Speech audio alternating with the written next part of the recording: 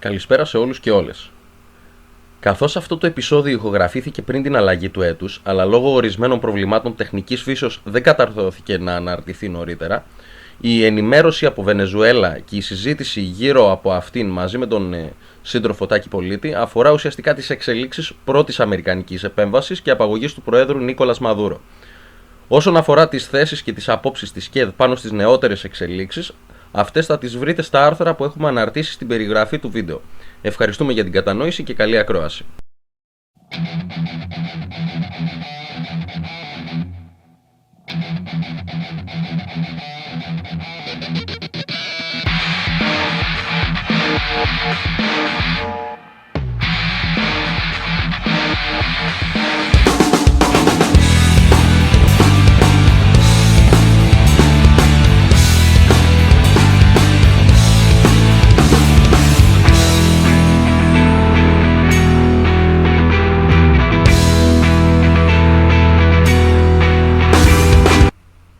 Σύντροφοι και συντρόφισσες, καλησπέρα. Καλώς ήρθατε σε άλλο ένα επεισόδιο του Avantgarde Podcast.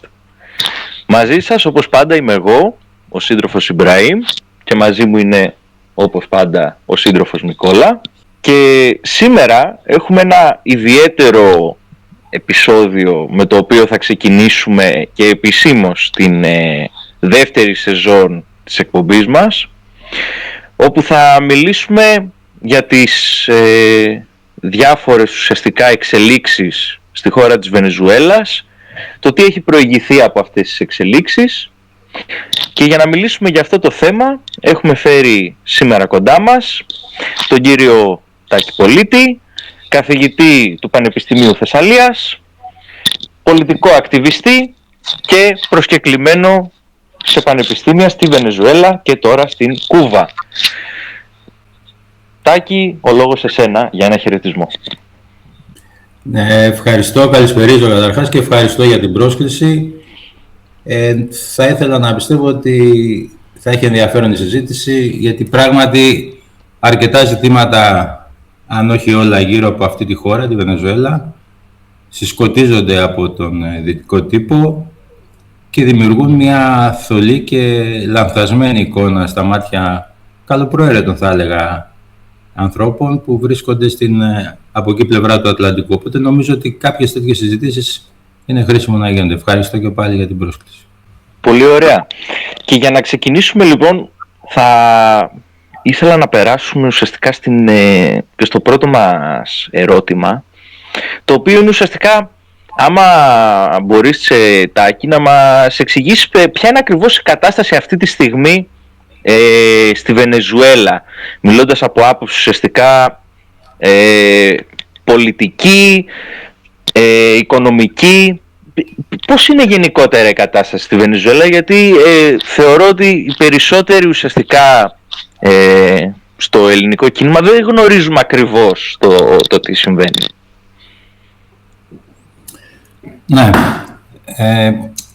Είναι μια κατάσταση στη Βενεζουέλα σήμερα, και όταν λέω σήμερα ας ξεκαθαρίσω ότι αναφέρομαι στα 3 τελευταία χρόνια, στα 3 τελευταία χρόνια που μέχρι πριν λίγο ζούσα στη Βενεζουέλα, στο Καράκας, και έχω μια ίδια εικόνα τόσο της κοινωνικής κατάστασης όσο και του πολιτικού κλίματος.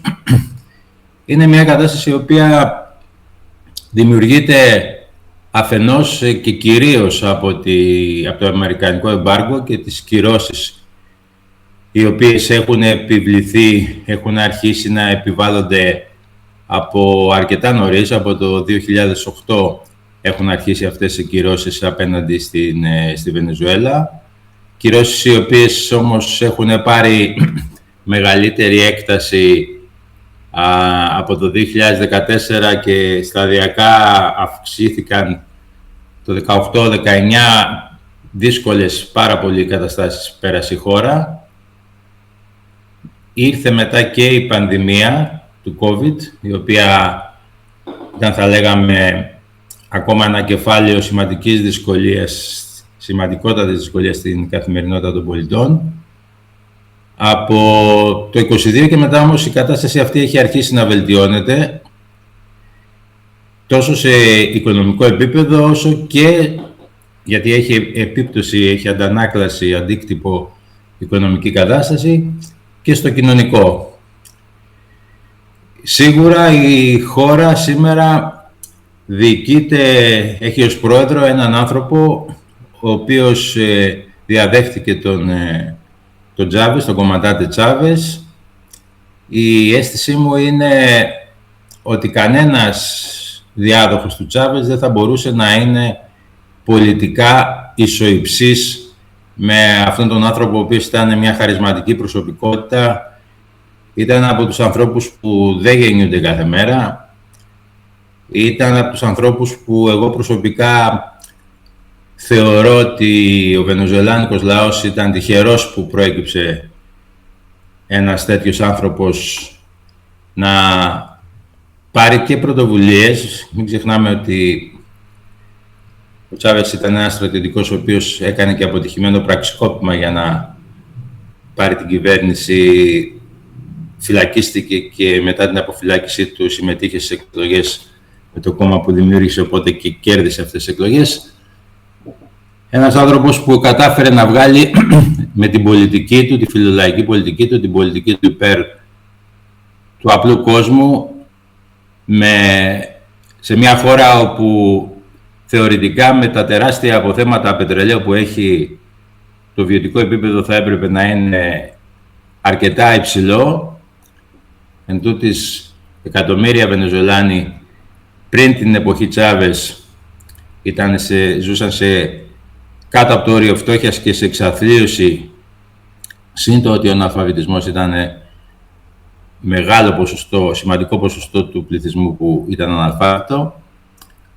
Αυτή λοιπόν η μοναδική προσωπικότητα, επανέρχομαι από εκεί που το ξεκίνησα, στον πρόεδρο του σημερινό, τον Νικολάς Μαδούρο, τον έχει διαδεχθεί ο Μαδούρο, χωρίς να μπορώ να πω, τουλάχιστον εγώ προσωπικά, ότι η διαδοχή αυτή έχει μία ίδια έγκλη και ίδια φωτεινότητα με αυτή την οποία είχε η προεδρία του Τσάβες.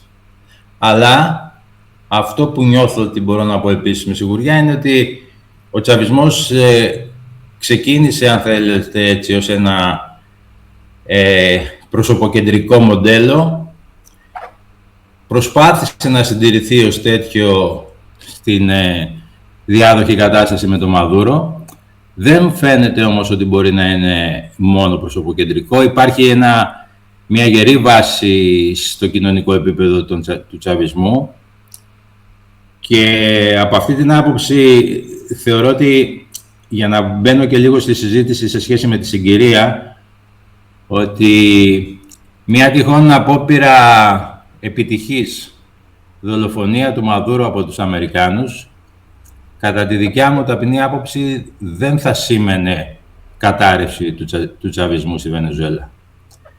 Αυτό γιατί, όπως προείπα, έχω την αίσθηση ότι είναι βαθιά ριζωμένος σε ένα πολύ μεγάλο κομμάτι της βενεζουελάνικης κοινωνίας, ότι έχει στελεχειακό δυναμικό το οποίο μπορεί να αναπληρώσει απώλειες υψηλών σημαντικών στελεχών του τσαβιστικού οικοδομήματος, και νομίζω ότι η κατάσταση αυτή τη στιγμή πολύ επιθετική, έτσι όπως εκδηλώνεται από πλευράς Αμερικάνων απέναντι στη χώρα, πρωτίστως βέβαια, γιατί νομίζω το έχουμε δει και σε άλλες περιπτώσεις, λειτουργώντας ως CEO σε εταιρεία και σε πολυεθνική εταιρεία και όχι ως πρόεδρος κάποιου κράτους, κάποιας χώρας, ο Τραμπ στοχεύει πρωτίστως βέβαια στο πετρέλαιο, αλλά δεν είναι μόνο αυτό. Δεν είναι μόνο το πετρέλαιο, είναι πέραν το ότι η χώρα στο υπέδαφος της έχει και άλλα πολύ σημαντικά, κυρίως για τη σύγχρονη τεχνολογία, στοιχεία, σπάνιες γέες. Κατά την ταπεινή πολιτική μου άποψη, η Βενεζουέλα αποτελεί ένα κακό παράδειγμα για όλη τη Λατινική Αμερική, γιατί επί 27 χρόνια αντιστέκεται στην αμερικανική ηγεμονία, αντιστέκεται στον αμερικανικό ιμπεριαλισμό και μιλιταρισμό, δεν υπακούει στα κελεύσματα των διαδοχικών, είτε πρόκειται περί ρεπουμπλικάνων, είτε πρόκειται περί δημοκρατικών κυβερνήσεων των ΗΠΑ, και αυτό θεωρώ ότι είναι ένας επίσης σημαντικός λόγος για τον οποίο η χώρα στοχεύεται, για τον οποίο η χώρα μπλοκάρεται, απειλείται. Είναι ένας λόγος, δεδομένου ότι φαίνεται επίσης ότι σε αυτή την περίοδο το δόγμα Μονρόε ξαναεπικαιροποιείται και ξαναμπαίνει σε λειτουργία. Θεωρούν λοιπόν οι Αμερικάνοι, και μάλιστα οι προχθεσινές δηλώσεις του Τραμπ ήταν γελίες και εξοργιστικές ταυτόχρονα, όπως πολλές φορές γελίες δηλώσεις έχει κάνει ο άνθρωπος αυτός, ο οποίος τυχαίνει και ηγείται της μεγαλύτερης στρατιωτικής δύναμης σήμερα στον κόσμο. Θεωρεί δικά τους των Αμερικανών τα πετρέλαια των Βενεζουελάνων, θεωρεί ότι η Βενεζουέλα τους έχει κλέψει το πετρέλαιό της και ξεκάθαρα λοιπόν επανέρχεται σε αυτό το οποίο κατά προτεραιότητα, κατά κύριο λόγο και κατά προτεραιότητα είναι ο δικός του στόχος. Επανέρχεται δηλαδή φραστικά, ξεκάθαρα σε αυτό, και αφήνει κατά μέρος όλες αυτές τις ιστορίες για μικρά παιδιά περί ηγέτη αρχηγού μαφίας ναρκεμπόρων, όπως χαρακτηρίζει το Μαδούρο, ως χώρα παραγωγής και διακίνησης ναρκωτικών τη Βενεζουέλα, πράγματα που δεν έχουν καμία σχέση με πραγματικότητα βέβαια. Είναι μυθεύματα, φαντασιώσεις, ψεύδι, ασύστολα της αμερικανικής πλευράς για να δικαιολογήσει τα δικαιολόγητα. Δεν είναι η πρώτη φορά που γίνεται αυτό. Κάπως έτσι είναι η κατάσταση σε ό,τι αφορά τις εξωτερικές πιέσεις σήμερα. Αλλά να πω και δύο πράγματα, αν θέλετε, έτσι λιγότερο και για την εσωτερική κατάσταση στη χώρα, έτσι όπως την ένιωσα, την έζησα, και εξακολουθώ βέβαια να έχω επαφές με τη χώρα. Στα 3 χρόνια δημιούργησα έτσι σημαντικές και ισχυρές φιλίες που συνεχίζω να τις κρατάω, δεν είναι και μακριά εξάλλου Κούβα από τη Βενεζουέλα. Είναι αλήθεια, κατά τη δική μου τουλάχιστον κατανόηση, ότι η κυβέρνηση δεν έχει την κοινωνική πλειοψηφία. Είχε την εκλογική πλειοψηφία, αυτό είναι επίσης για μένα ξεκάθαρο. Μάλιστα εκείνη την περίοδο μετά τις εκλογές, τις περσινές εκλογές του 24 για εκλογή νέου Προέδρου, και παρά τις γελίες για μια ακόμα φορά αντιδράσεις του συνόλου σχεδόν των δυτικών χωρών και του δυτικού κόσμου, ότι οι εκλογές στη Βενεζουέλα ήταν μια διαδικασία νοθείας και ότι εκλέχτηκε πρόεδρος ο Ουρούτια, Γκονζάλες Ουρούτια, από τον οποίο εκλάπη η νίκη από πλευράς του δικτάτορα Μαδούρο. Αυτές είναι προσεγγίσεις τελείως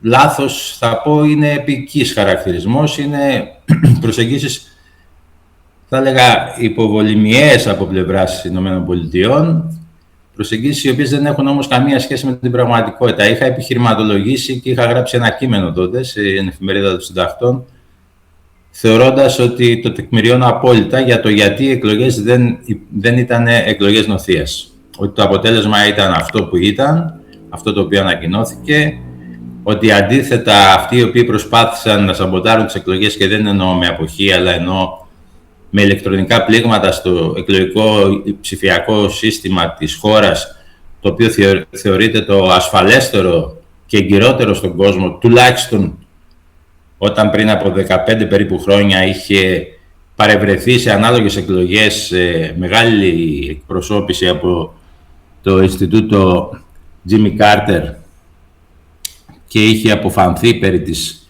εγκυρότητας των εκλογών, όχι μόνο περί της εγκυρότητας, αλλά και περί της ανώθευτης διαδικασίας η οποία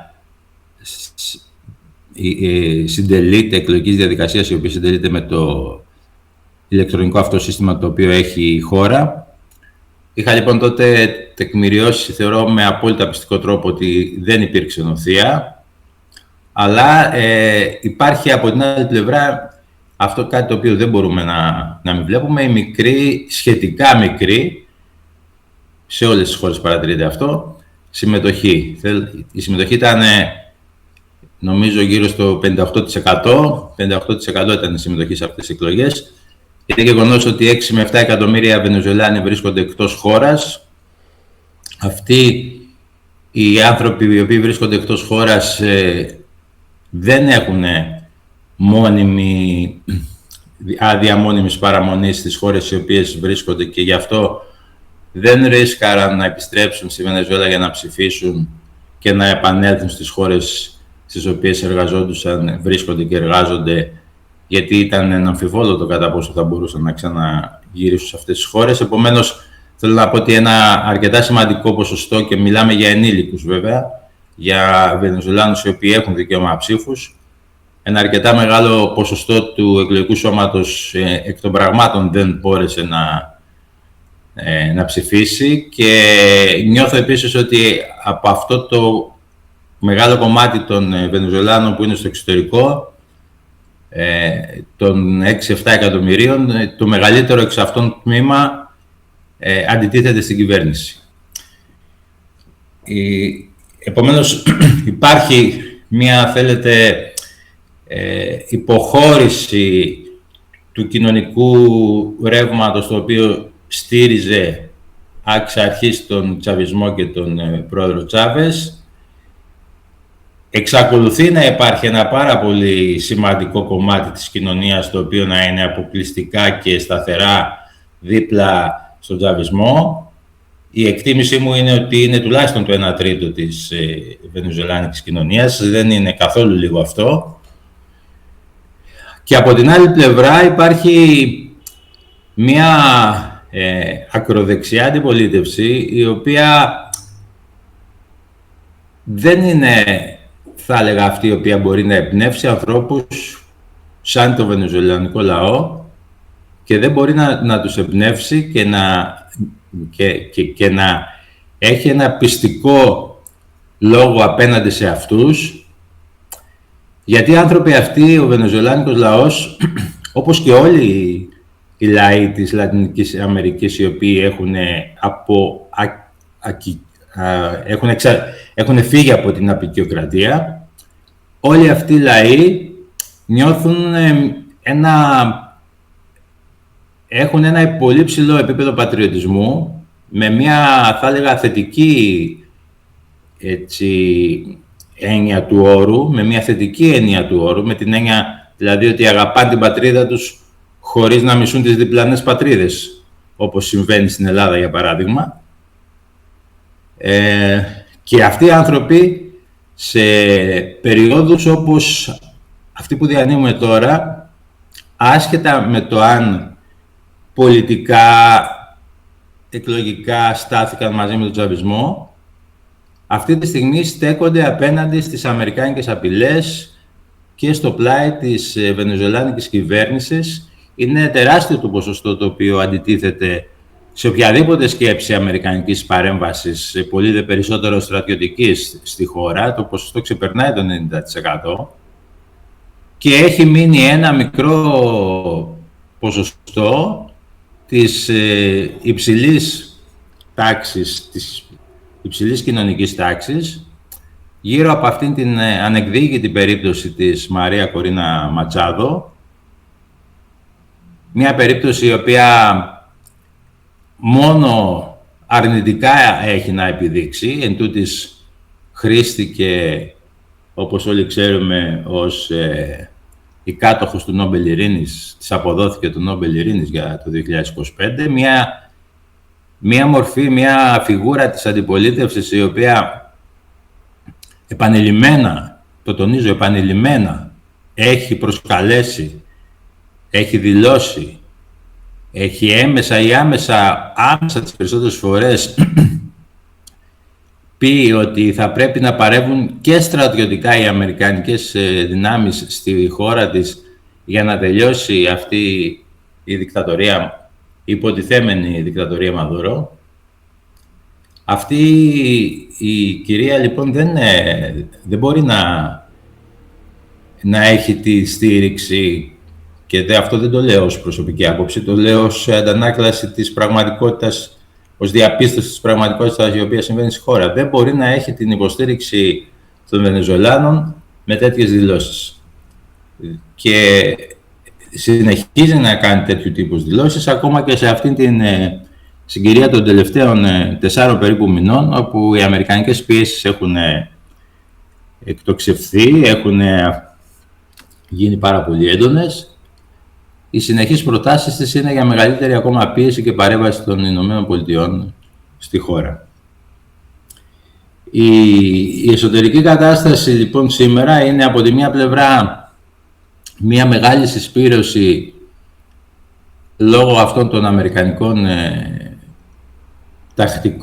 επιθετικών τακτικών απέναντι στη χώρα, μια μεγάλη συσπήρωση του βενεζουελάνικου λαού κατά τον ΗΠΑ και εκ των πραγμάτων στο πλάι της βενεζουελάνικης κυβέρνησης, του Μαδούρο, και από την άλλη έχουμε μια χώρα η οποία είναι πολύ επηρεασμένη και πολύ, θα έλεγα, γονατισμένη ακόμα και σήμερα από τις αμερικανικές κυρώσεις. Όχι βέβαια στην πολύ τραγική κατάσταση, στην πολύ άσχημη, στην τραγική κατάσταση στην οποία βρισκόταν τα χρόνια 2017-2019.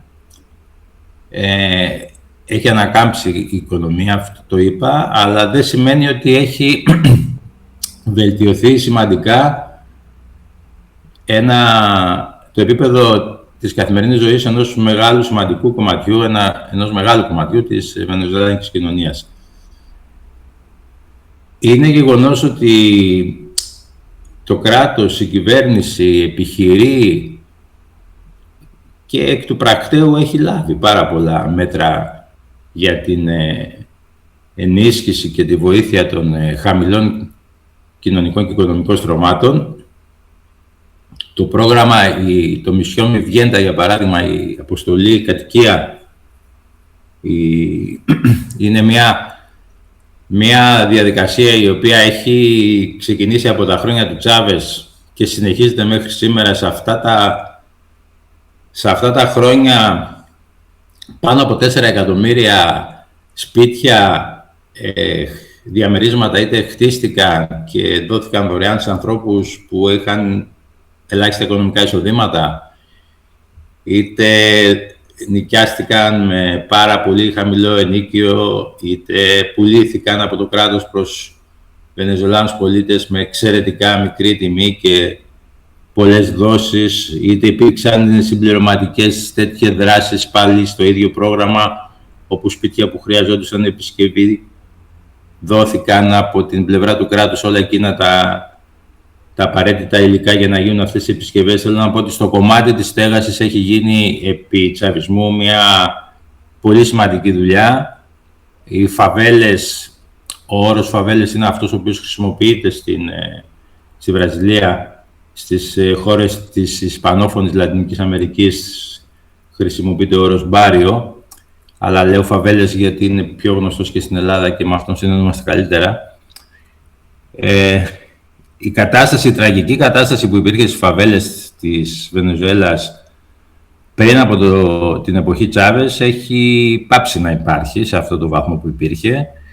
Έχουν γίνει πάρα πολλά έργα τα οποία έχουν βελτιώσει τις συνθήκες της καθημερινής ζωής των Βενεζουελάνων, και αυτή η προσπάθεια μέσα από το Mission Vivienda εξακολουθεί να λειτουργεί και να παράγει αποτελέσματα και επί προεδρίας Μαδούρο, συνεχίζεται μέχρι σήμερα. Αυτό είναι το ένα κομμάτι της στέγασης. Το άλλο κομμάτι, σε ό,τι αφορά την διατροφή του πληθυσμού, το κομμάτι της τροφής, δηλαδή σημαντικό γι' αυτό,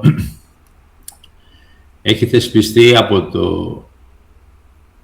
το 2017, αν θυμάμαι καλά, από το 2017, το γνωστό CLAP, που είναι μια σακούλα με τρόφιμα τα οποία μπορούν να παίρνουν οι Βενεζουελάνοι τα παρέχει το κράτος. Η τιμή ουσιαστικά είναι δωρεάν, δηλαδή μιλάμε για κάτι του 0,0 τόσο ευρώ ότι κοστίζει αυτή η σακούλα με τρόφιμα, ουσιαστικά δωρεάν είναι. Και περιλαμβάνει βασικά στοιχεία, διατροφικά στοιχεία, τα οποία μπορούν να εξυπηρετούν τις οικογένειες οι οποίες όντως έχουν πρόβλημα με την καθημερινότητά τους. Πλέον κάτι το οποίο πιστώνεται στις πολιτικές οι οποίες εφαρμόζει, πιστώνεται θετικά στις πολιτικές οι οποίες εφαρμόζει η βενεζουελανική κυβέρνηση, είναι το ότι στον ευρύτερο δημόσιο τομέα, τουλάχιστον στο πολύ μεγαλύτερο του κομμάτι ισχύει αυτή η πρακτική, γιατί σε άλλα μικρότερα κομμάτια αυτό που θα πω αμέσως τώρα έχει μετατραπεί σε ρευστότητα και δίνεται ως ρευστό στους εργαζόμενους, αλλά στα πολύ μεγαλύτερα κομμάτια του δημόσιου τομέα αυτό το οποίο συμβαίνει είναι ότι οι εργαζόμενοι με διαδικασίες και έξοδα του κράτους το μεσημέρι τρώνε στις εργασίες τους από επιτροπές οι οποίες δημιουργούνται για ακριβώς αυτή τη διαδικασία της προετοιμασίας και της διανομής του μεσημεριανού φαγητού.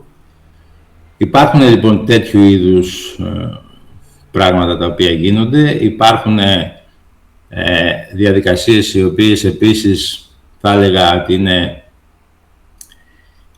ελαφρυντικές για την καθημερινότητα των Βενεζουελάνων. Οι τιμές, για παράδειγμα, σε ό,τι αφορά την κατανάλωση νερού, ρεύματος και γκαζιού, το γκάζι χρησιμοποιείται πάρα πολύ ευρέως, χρησιμοποιείται για οικιακή χρήση.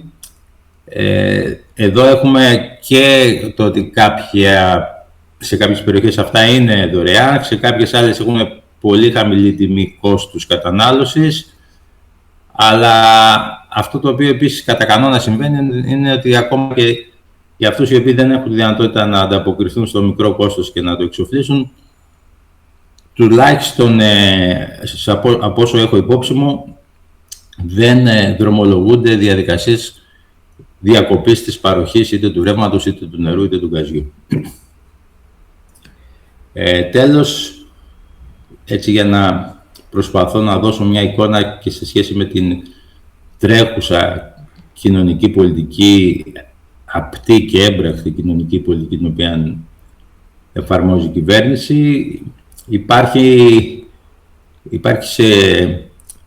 σε πολύ ψηλό ποσοστό, σε ποσοστό 95%, 95% γίνεται επιδότηση 120 λίτρων βενζίνης μηνιαίως για κάθε γιοταχή βενεζολάνικο. Αυτό σημαίνει ότι το κόστος της βενζίνης για τους Βενεζολάνους, όχι για τους τουρίστες, για τους τουρίστες είναι περίπου $0,5 το κόστος βενζίνης. Για τους Βενεζολάνους όμως το κόστος του λίτρου της βενζίνης για τα 120 τουλάχιστον πρώτα λίτρα που θα καταναλώνουν κάθε μήνα είναι της τάξης του $0,025. Πάρα πολύ χαμηλό. Και βεβαίως αυτό το οποίο είναι και συνεχίζει να υφίσταται, είναι πάρα πολύ σημαντικό, είναι οι διαδικασίες κοινωνικής οργάνωσης οι οποίες υπάρχουν στη χώρα. Είχα την τύχη και την ευτυχία να συμμετάσχω και σε κάποιες τέτοιες διαδικασίες, ως παρατηρητής προφανώς, σε κομμούνες στο Καράκας, διαδικασίες οι οποίες σαφέστατα έχουν μια άμεσοδημοκρατική διάσταση, έχουν μια γενική απέμφθηση, έχουν μια ουσιαστικά ενσωμάτωση και ενσωμάτωση στην καθημερινότητα και υλοποίηση ευθυνών που πρέπει να αναλάβουν οι ίδιοι πολίτες απέναντι και στις επιλογές του κράτους και στις δικές τους τις επιλογές. Γίνονται στη Βενεζουέλα πράγματα τα οποία το λέω τώρα και γελάω, γιατί στην Ευρώπη της υποτιθέμενης υπήρου της δημοκρατίας τέτοιες διαδικασίες οι οποίες γίνονται στη Βενεζουέλα δεν έχουν καν ποτέ κάποιοι φανταστεί να κάνουν. Και θα σας δώσω δύο παραδείγματα. Ένα, για παράδειγμα, το ότι πέρσι, το 24, ναι, καλά το θυμάμαι, το Δεκέμβρη του 24 πρέπει να ήταν, έγιναν εκλογές στη χώρα για την ανάδειξη των δικαστικών της κατώτερης βαθμίδας. Και η πρόθεση της κυβέρνησης Μαδούρο, της κυβέρνησης Τσαβιστών, είναι αυτή η ανάδειξη των δικαστών να προχωρήσει και σε υψηλότερες βαθμίδες και να εξαντλήσει τη δικαστική ιεραρχία, υιοθετώντας τελικά ένα σύστημα στο οποίο όλο το δικαστικό σώμα θα εκλέγεται από το λαό. Νομίζω ότι αν αυτά τα πράγματα τα βάλουμε κάτω και τα σκεφτούμε, ειδικά στην ελληνική περίπτωση και σε όσα γίνονται κατά κανόνα, γιατί υπάρχουν και φωτεινές, αξιοθαύμαστες και αξιοπρεπέστατες εξαιρέσεις, αλλά όσα γίνονται κατά κανόνα στην ελληνική δικαιοσύνη, θα ήταν εξαιρετικά δύσκολο κατά τη γνώμη μου να γινόντουσαν εάν υπήρχαν αυτού του είδους οι εκλογές των μελών του δικαστικού σώματος από τα κάτω. Ένα άλλο παράδειγμα κοινωνικής συμμετοχής στα όσα διαδραματίζονται στη χώρα είναι το ότι και αυτό πέρσι έγινε, το 24 ή στις αρχές του 25, δεν θυμάμαι καλά, αλλά δεν έχει σημασία. Υπήρξαν εκλογές για το ποια έργα αναπεριοχή, κρατικά έργα, επιθυμούν κατά προτεραιότητα οι πολίτες να υλοποιηθούν. Νομίζω ότι, όχι νομίζω, με απόλυτη βεβαιότητα το λέω, ότι οι κατηγορίες ότι η Βενεζουέλα είναι μια δικτατορία, οι κατηγορίες ότι ο Μαδούρο είναι ένας δικτάτορας δεν έχουν καμία σχέση με την πραγματικότητα. Κανένας δεν απαγορεύεται στη χώρα να έχει πολιτική δράση, να έχει λόγο. Αντίθετα, αυτό που λέω, που έβλεπα εγώ καθημερινά στο Καράκας, ήταν συνέχεια ομάδες μικρές, μεγαλύτερες, μικρότερες, ευαγγελιστών, μαζεμένες σε πλατείες, να κάνουν συγκεντρώσεις και να κάνουν τις δικές τους ομιλίες. Οι ευαγγελιστές, οι οποίοι, δεν ξέρω κατά πόσο είναι γνωστό αυτό στην Ελλάδα, αφενός μεν είναι μία περίπτωση, η πιο σημαντική περίπτωση λευκού σιωνισμού, και αφετέρου ακροδεξιών πολιτικών τοποθετήσεων, τουλάχιστον σε ό,τι αφορά την εκλογική ψήφο. Οι ευαγγελιστές ήταν αυτοί οι οποίοι στην περίπτωση της Βραζιλίας στήριξαν και συνέβαλαν τα μάλα στην εκλογή Μπολσονάρο. Οι ευαγγελιστές είναι αυτοί οι οποίοι στηρίζουν και την περίπτωση Τραμπ στην Αμερική. Οι ευαγγελιστές είναι αυτοί οι οποίοι στηρίζουν αναφανδόν το Ισραήλ. Οι ευαγγελιστές υπάρχουν και στην Βενεζουέλα, οι οποίοι όμως δεν κυνηγούνται, δεν τους απαγορεύεται να έχουν δημόσια καθημερινή παρουσία, παρέμβαση, προσελητισμό θα έλεγα και εγώ, σε ανθρώπους της βενεζουελάνικης κοινωνίας. Αυτό, αν θέλετε, είναι ένα παράδειγμα της επιχειρηματολογίας, τουλάχιστον της δικιάς μου, ότι δεν υπάρχει κάποιο θέμα περί απαγόρευσης και δικτατορίας στη χώρα.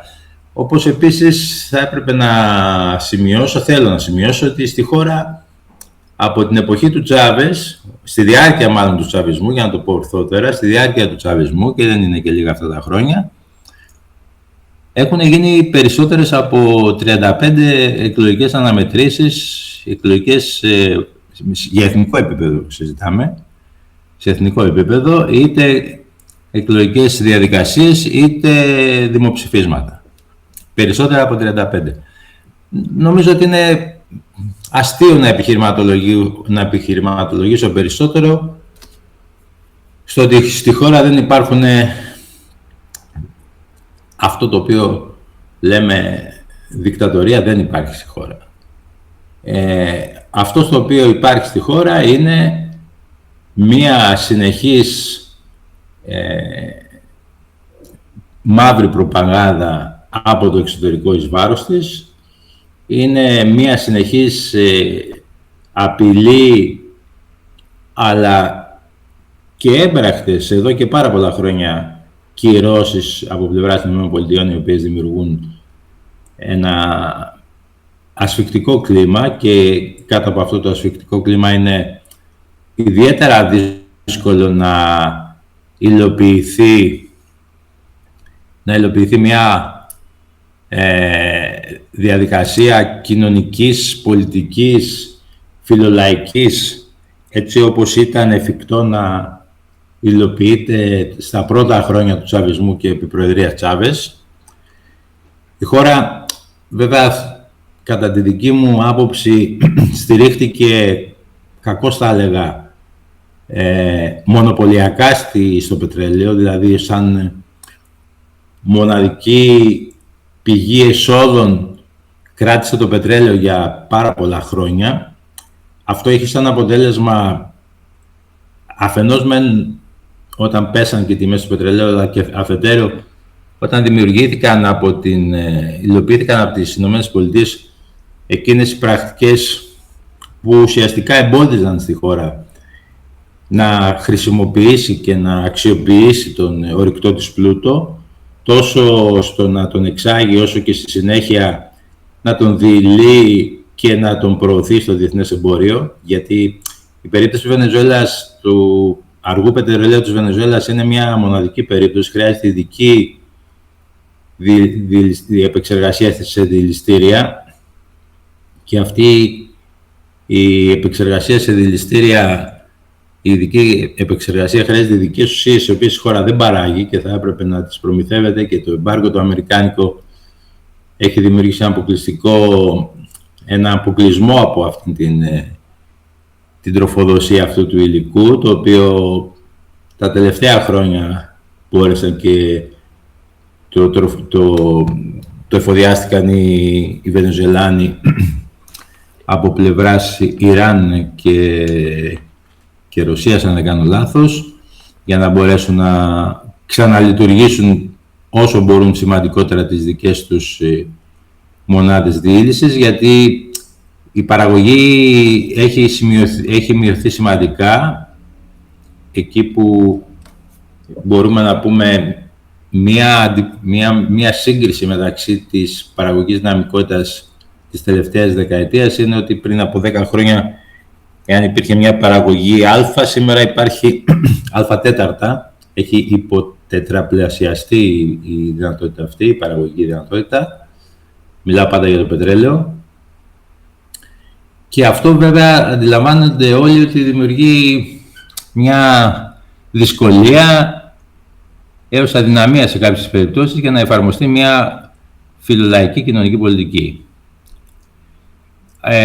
Από την άλλη πλευρά, στη χώρα υπάρχουν, σε ό,τι αφορά την υγεία και την εκπαίδευση, υπάρχουν τα δημόσια νοσοκομεία, υπάρχουν και ιδιωτικές κλινικές βέβαια, αλλά υπάρχουν τα δημόσια νοσοκομεία τα οποία έχουν τα προβλήματά τους, σίγουρα, και κυρίως έχουν προβλήματα σε επίπεδο υλικών και αναλώσιμων. Δημόσια νοσοκομεία τα οποία στελεχώνονται και από Κουβάνους γιατρούς.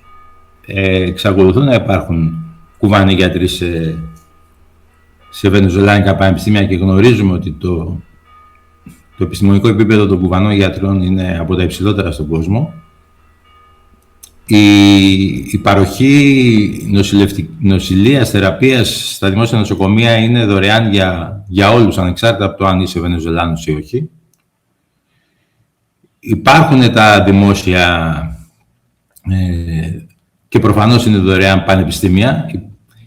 Ουσιαστικά στη Βενεζουέλα υπάρχουν 3 ειδών πανεπιστήμια, αυτά τα οποία προϋπήρχαν της εποχής Τσάβες, υπάρχουν αυτά τα οποία δημιουργήθηκαν στην διάρκεια, κυρίως στην έναρξη της εποχής Τσάβες και όλα σχεδόν από τον ίδιο τον Τσάβες. Υπάρχουν και κάποια σημαντικά πανεπιστήμια που γίνανε αργότερα επί εποχής Μαδούρου που ιδρύθηκαν. Αυτά είναι τα επωνομαζόμενα experimental, τα πειραματικά πανεπιστήμια, και υπάρχουν και ιδιωτικά πανεπιστήμια στη χώρα. Και αυτό είναι αλήθεια, ότι υπάρχουν και ιδιωτικά πανεπιστήμια. Η φοιτηση βέβαια στα δημόσια πανεπιστήμια είναι δωρεάν. Το ενδιαφέρον και η ζήτηση από πλευράς Βενεζουελάνων υποψήφιων φοιτητών στα δημόσια πανεπιστήμια είναι αρκετά έως πολύ υψηλό, και οι διαδικασίες για να εγγραφεί κάποιος και να φοιτήσει είναι τέτοιες που ουσιαστικά δεν προκαλούν αποκλεισμό, αλλά αυτό το οποίο, αποκλεισμό από τις σπουδές, αυτό το οποίο μπορούν να προκαλέσουν, είναι ένας ενδιαφερόμενος να μην καταφέρει τελικά να φοιτήσει στην πρώτη επιλογή του, αλλά να φοιτήσει στην τρίτη, τέταρτη ή πέμπτη επιλογή του. Αυτό προσπαθώντας να δώσω μια γενική εικόνα σε κάποια βασικά επίπεδα της κοινωνικής ζωής στη Βενεζουέλα και να το συνδέσω και με τις αμερικάνικες απειλές που όλοι γνωρίζουμε ότι υπάρχουν στο τελευταίο τετράμινο.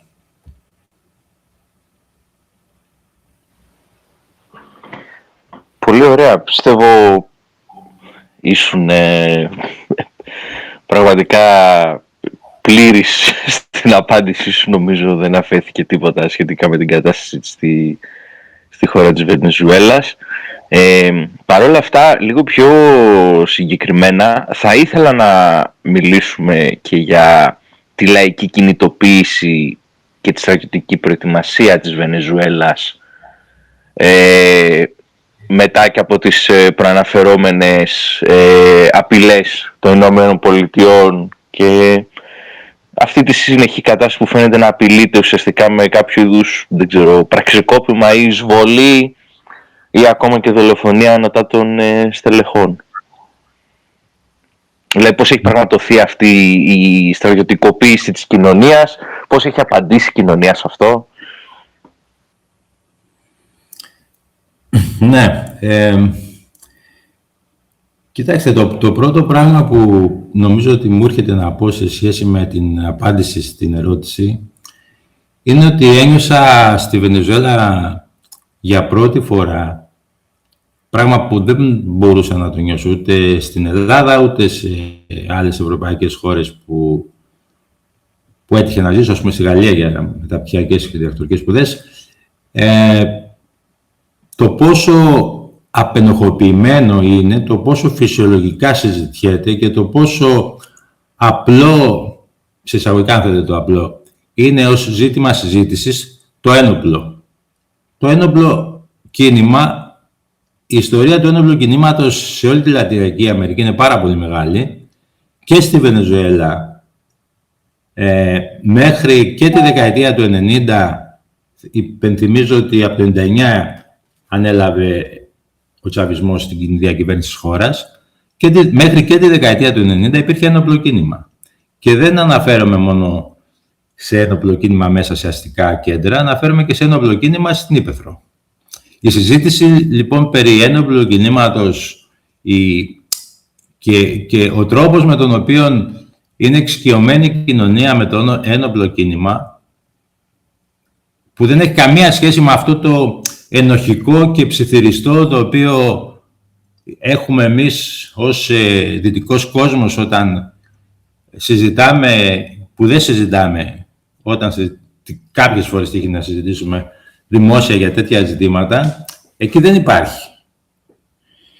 Και ακριβώς αυτή η διαφορετική αίσθηση, σχέση, συναισθηματική, ψυχολογική, ιδεολογική, ενοιολογική που έχουν με το ένοπλο, θεωρώ ότι αντανακλάται και στον τρόπο με τον οποίο η κοινωνία, η βενεζουελάνικη κοινωνία, και σε ό,τι αφορά μέχρι πριν από 4 μήνες, γιατί η μιλήσια, η πολιτοφυλακή, η Μπολιβαριανή δεν δημιουργήθηκε πριν από 4 μήνες, υπάρχει από την αρχή του τσαβισμού, Τσάβες το είχε δημιουργήσει, η οποία ήταν ήδη στελεχωμένη με ένα πολύ μεγάλο αριθμό, εκατομμύρια δηλαδή, Βενεζουελάνους συμμετέχουν στη μιλήσια, και από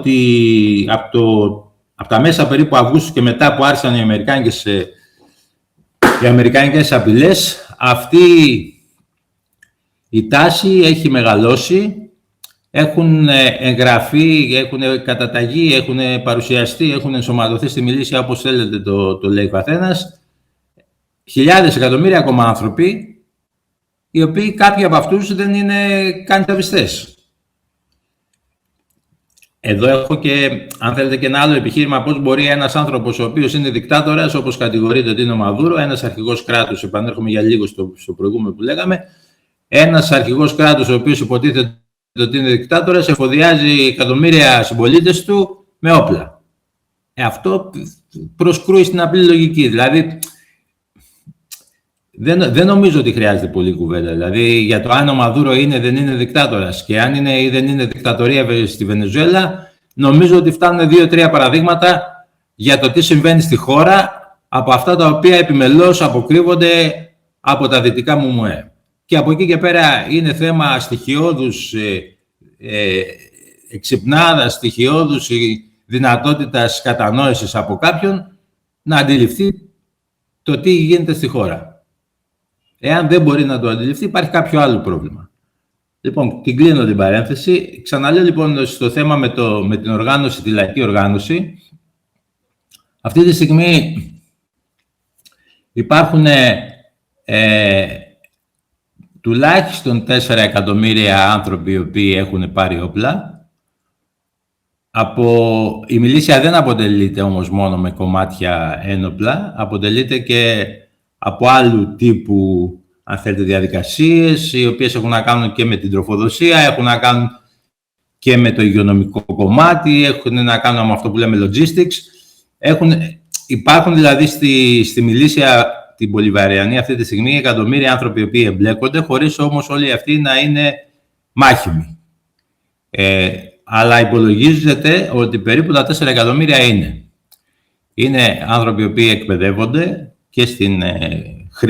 και στη χρήση των όπλων, είναι άνθρωποι οι οποίοι ήδη έχουν την εμπειρία, είναι άνθρωποι οι οποίοι έχουν περάσει ίσως και από το στρατό και στη συνέχεια μετά την ολοκλήρωση στο στρατιωτικό τους υποχρέωση, και δεν μιλάω για αυτούς οι οποίοι υπηρετούν τη θητεία, μιλάω για ανθρώπους οι οποίοι ως επαγγελματικά έχουν περάσει από το στρατό, συνεχίζουν να έχουν μια σχέση λοιπόν μέσω της μιλήσια, και αυτό φαίνεται ότι αποτελεί για τη χώρα μια κανονικότητα, θα έλεγα μια αυτονόητη διαδικασία, ότι μπροστά σε ένα εξωτερικό κίνδυνο όλοι πρέπει να αναλάβουμε ευθύνες για την υπεράσπιση της πατρίδας, και οι ευθύνες αυτές συμπεριλαμβάνουν και το ένοπλο κομμάτι.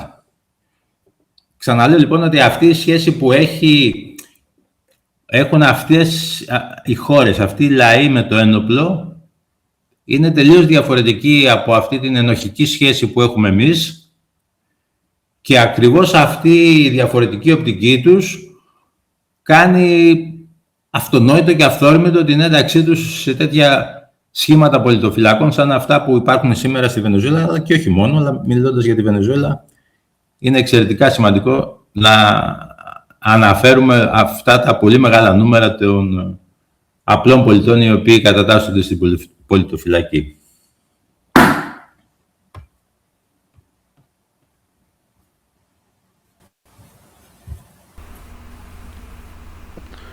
Χρήσιμες παρατηρήσεις όλες αυτές. Δηλαδή, ως κομμουνιστική επαναστατική δράση και ως avant-garde, με το ζήτημα της Βενεζουέλας είχαμε ασχοληθεί ήδη από πολύ παλιότερα, ήδη από το 17, ίσως νομίζω, αν θυμάμαι καλά, μπορεί να με βοηθήσει και ο σύντροφος Ιμπραήμ σε αυτό, ίσως και από ακόμα πιο πριν, ήδη από την εποχή Τσάβες. Παρόλα αυτά, τόσες πολλές πληροφορίες, για να πούμε την αλήθεια, δεν γνωρίζαμε και ούτε θα μπορούσαμε να γνωρίζουμε σαφώς, καθώς η δυτική ινφοσφαίρα είναι κατανοητό πως μας περιορίζει τέτοιου τύπου πρόσβαση στη γνώση, την οποία αναγκαστικά και μη αποκτάτε και βιωματικά, λόγου χάρη εσύ.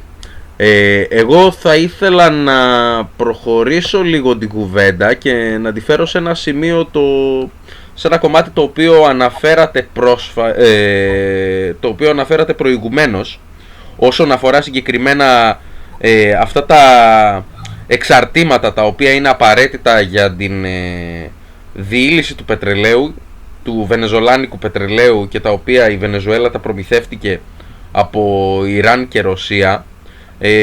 Θα ήθελα να ρωτήσω, γενικεύοντας λίγο την συζήτηση, τι ανταποκρίσεις υπήρξαν από χώρες όπως η Κούβα, η Νικαράγουα, η Ρωσία, η Κίνα και η Κολομβία φυσικά, η οποία είναι και αυτή στο παιχνίδι, σε σχέση με τις απειλές του Τραμπ προς την Βενεζουέλα και με την κατάσταση που λαμβάνει η χώρα αυτή τη στιγμή στην Καραϊβική θάλασσα με το αμερικάνικο ναυτικό. Έχετε κάποια εικόνα περί αυτού? Ναι, και οι 5 προαναφερόμενες χώρες με τον δικό της τρόπο η κάθε μία έχουν εκδηλώσει την στήριξή τους στη Βενεζουέλα απέναντι σε αυτές τις αμερικάνικες απειλές. Κοιτάξτε, κατά τη γνώμη μου, σε αυτή τη συγκυρία, δηλαδή όταν ένα κράτος απειλείται, όπως είναι η Βενεζουέλα, από ένα άλλο κράτος, και μάλιστα το ισχυρότερο του πλανήτη μέχρι σήμερα τουλάχιστον, σε σχέση με τον ορυκτό του πλούτο, βγαίνει ο πρόεδρος της Αμερικής, ο Τραμπ, και λέει ξεκάθαρα ότι μας ενδιαφέρουν, άσχετα με τα παραμύθια που έλεγε τόσο καιρό, το πάμε και νωρίτερα στη συζήτηση, αυτό που τους ενδιαφέρει είναι τα πετρέλαια. Και έρχονται με αυτό τον αφθάδη, θα πω, είναι πολύ κόσμιος ο χαρακτηρισμός, με αυτόν τον αφθάδη τρόπο να απειλούν μια χώρα. Νομίζω ότι η υποχρέωση κάθε δημοκρατικού πολίτη, δεν συζητάω καν για αριστερούς, θεωρώ ότι ξεπερνάει την αριστερά. Θα πρέπει κάθε δημοκρατικός πολίτης, κάθε άνθρωπος ο οποίος νιώθει ότι στηρίζει το δικαίωμα των λαών στην αυτοδιάθεση, στην ελευθερία, στην αυτοκυριαρχία, αυτός ο άνθρωπος θα πρέπει αναφανδόν και χωρίς περιστροφές να υποστηρίζει τη Βενεζουέλα. Δηλαδή υποτίθεται ότι το μεγαλύτερο ποσοστό του παγκόσμιου πληθυσμού που δηλώνει, έχω αυτή την αίσθηση, ότι τουλάχιστον το μεγαλύτερο ποσοστό του παγκόσμιου πληθυσμού δηλώνει δημοκρατικοί πολίτες, αυτοί οι άνθρωποι όλοι θα πρέπει να στηρίζουν τη Βενεζουέλα. Δεν είναι θέμα δηλαδή κάποιων περίεργων κρατών όπως αυτά τα οποία προαναφέρουμε, περίεργα όχι για μας, αλλά για μια σειρά από άλλους στο δυτικό κόσμο. Όσοι θεωρούν τον εαυτό τους δημοκρατικό πολίτη, κάτω από αυτές τις συνθήκες, σήμερα θα πρέπει να στηρίζουν τη Βενεζουέλα χωρίς κανένα ενδιασμό. Η Κούβα ήταν ο προορισμός του πρώτου από τα 2 τάνκερ, τα οποία εν είδη πειρατείας, ο ορισμός της πειρατείας είναι αυτός, κατελήφθησαν από αμερικανικές στρατιωτικές δυνάμεις, ναυτικές δυνάμεις, σε διεθνή ύδατα έξω από τα χωρικά ύδατα της Βενεζουέλας. Το τάνκερ ερχόταν στην Κούβα, γεμάτο πετρέλαιο. Η Κούβα, μια άλλη χώρα η οποία υπόκειται από το 1962 υπόκειται σε κυρώσεις από πλευράς Αμερικανών, μια χώρα η οποία επίσης αποτελεί ένα αγκάθι για την αμερικάνικη πολιτική εδώ και 65 χρόνια σχεδόν. Αυτή η χώρα ήταν η χώρα προορισμού, χώρα η οποία η Κούβα έχει μια σειρά από σοβαρά προβλήματα ενέργειας. Η ενέργεια η οποία μπορεί και παράγεται στη χώρα δεν είναι επαρκής για να ηλεκτροδοτεί καθημερινά όλη τη χώρα. Αντίθετα, μάλιστα, σε όλη την Κούβα καθημερινά υπάρχουν διακοπές ρεύματος και η αποστολή λοιπόν πετρελαίου από τη Βενεζουέλα προς την Κούβα για να απαλύνει όσο γίνεται περισσότερο αυτή τη δυσκολία, η οποία ηρίστον παρόδο να πω ότι έχει αυξηθεί αυτή η δυσκολία μετά από το πέρασμα του τυφώνα Μελίσσα από την ανατολική πλευρά της χώρας περίπου πριν από 2 μήνες. Αυτό σταματιέται από τις Ηνωμένες Πολιτείες με ένα απολύτως παράνομο τρόπο, με πειρατική διαδικασία.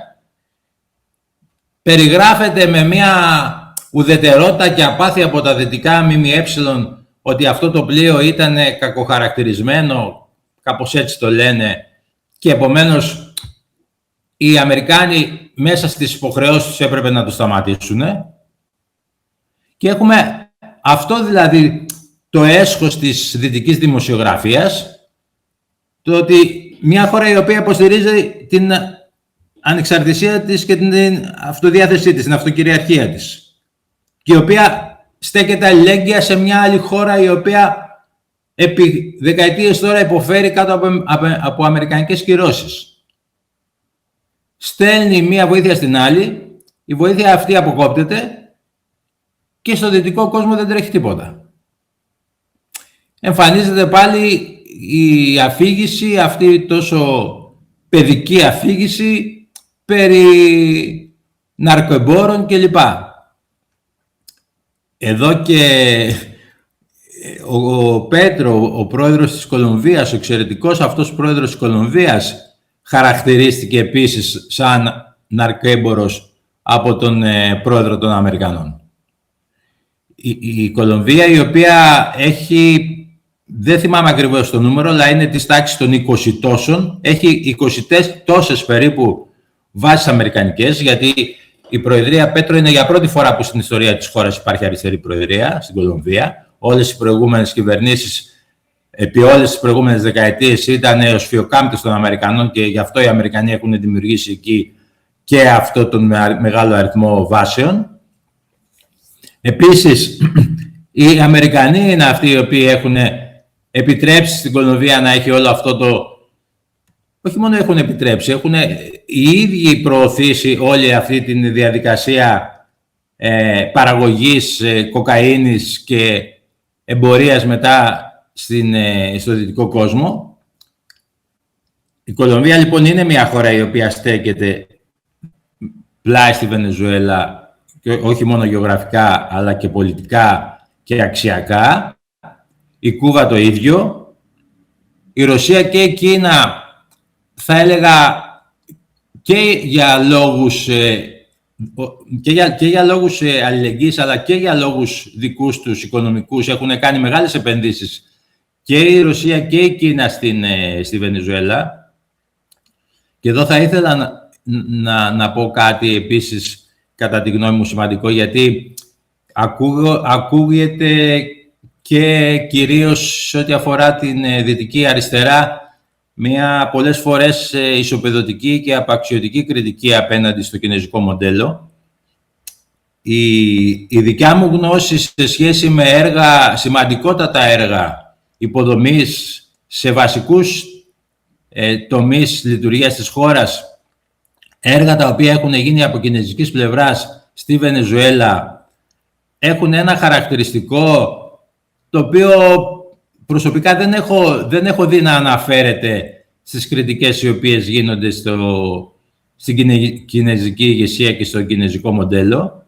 Και το χαρακτηριστικό αυτό είναι ότι όλες αυτές οι πολύ σημαντικές πρωτοβουλίες, επενδύσεις οικονομικές και αναπτύξεις στρατηγικών έργων στη Βενεζουέλα από πλευράς Κινέζων, για τους Κινέζους μιλάω, έχουν συνοδευτεί από το να δώσουν στους Βενεζουελάνους το know-how και όλη εκείνη την τεχνογνωσία η οποία χρειάζεται στους Βενεζουελάνους για να μπορούν στη συνέχεια να συντηρούν και να λειτουργούν αυτές τις υποδομές και αυτά τα συστήματα χωρίς να είναι απαραίτητη η παρουσία και η συμβολή των Κινέζων. Νομίζω ότι αυτό είναι κάτι πολύ σημαντικό κάτι που χρειάζεται να λαμβάνεται υπόψη σε όλες εκείνες τις συζητήσεις οι οποίες αναφέρονται και στον κινέζικο ιμπεριαλισμό με ή χωρίς εισαγωγικά, όπως ο καθένας θέλει να το βλέπει. Αλλά τέτοιου είδους πραγματολογικά στοιχεία θεωρώ ότι είναι πάρα πολύ σημαντικό να λαμβάνονται υπόψη σε τέτοιες συζητήσεις. Την κλείνω την παρένθεση. Έρχομαι λοιπόν και πάλι στο ερώτημά σας, και οι 5 χώρες, αλλά δεν είναι μόνο και οι 5 χώρες. Και ο Λούλα επανειλημμένα και μάλιστα προχθές της Βραζιλίας, ο πρόεδρος της Βραζιλίας, επανέλαβε την ίδια στάση, ότι είναι ανεπίτρεπτη η όποια σκέψη παρέμβασης στα εσωτερικά της Βενεζουέλας.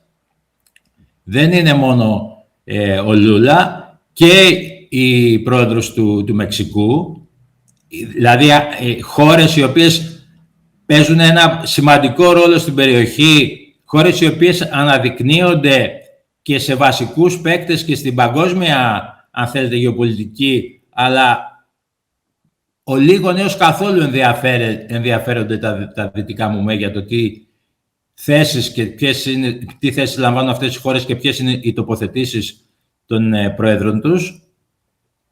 Αυτές λοιπόν οι σημαντικές χώρες επίσης έχουν εκφράσει την αλληλεγγύη τους στη Βενεζουέλα, και αν θέλετε την προσωπική μου άποψη, εγώ θεωρώ ότι δεν θα υπάρξει χερσαία επέμβαση. Αυτό που μπορεί να υπάρξει είναι εσωτερικές από μέσα προσπάθειες για σαμποτάζ. Αυτό που μπορεί να υπάρξει είναι προσπάθειες για δολοφονίες του Μαδούρο, το είπαμε και λίγο νωρίτερα, αλλά δεν νιώθω ότι μπορεί να δημιουργήσουν αυτονόητα τέτοιου είδους ενέργειες. Πτώση του τσαβισμού στη Βενεζουέλα, και το ξαναλέω γιατί ο τσαβισμός έχει πολύ βαθιά εδραιωθεί στη χώρα. Δεν είναι κάτι επιφανειακό και δεν είναι κάτι το οποίο στηρίζεται συγκυριακά σε κάποια πρόσωπα. Υπάρχουν βαθιές ρίζες του τσαβισμού στη χώρα, και νομίζω ότι οι οποιασδήποτε προσπάθειες απαξίωσης ή και βιολογικής εξόντωσης, φυσικής εξόντωσης κάποιων επικεφαλής φυσικών προσώπων του τσαβισμού δεν θα επιφέρουν ανατροπή του τσαβισμού στη χώρα.